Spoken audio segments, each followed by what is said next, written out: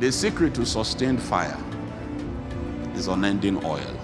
That was why I read Ephesians chapter 2. The good works that God has before ordained that you should walk in, God does not expect you to sponsor it by yourself. When God was ordaining that you will walk in these things, God also ordained the resource by which we walk in them.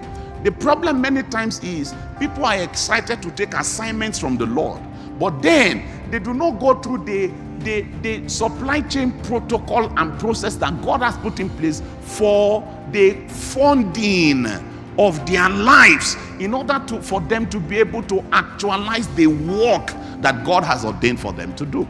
I'm saying, therefore, like you will find in even in the book of Revelation, right? I think in Revelation chapter 1, about verse 20. As for the mystery of the 7 stars that you saw in my right hand, and the 7 golden lampstands, the 7 stars are the angels of the 7 churches, and the 7 lampstands are the 7 churches. So you have this lampstand, and then you have the olive trees by it. The problem many times is the lampstand is trying to actualize something in a disconnected situation, in a disconnected state. And so after a while, instead of the oil, and I will, we'll need to close. But because you need to understand the technology here is that the way that you receive that light, it is oil that sponsors fire. It's oil. What God put in place in this mechanism, the thing that was planted, where it's oil.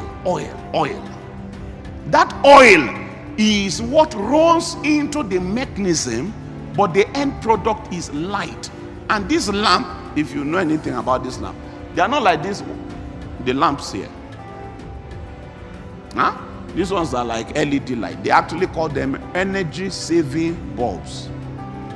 This kind of lamp that we're reading about in scripture, they don't save energy. No, they are not energy efficient. The way that those lamps, the way that they are able to give you light is by burning. The thing that makes that light to scald, to burn, is because it has oil. But when the oil is gone, if you know anything about bush lanterns, when your oil is finished, you know what happens? The wick itself starts to burn. If there's oil, the wick will serve as the conduit, because it is principally the oil that you are burning off. That way, the wick will last and last and last and last and last and last. People burn out when oil is gone.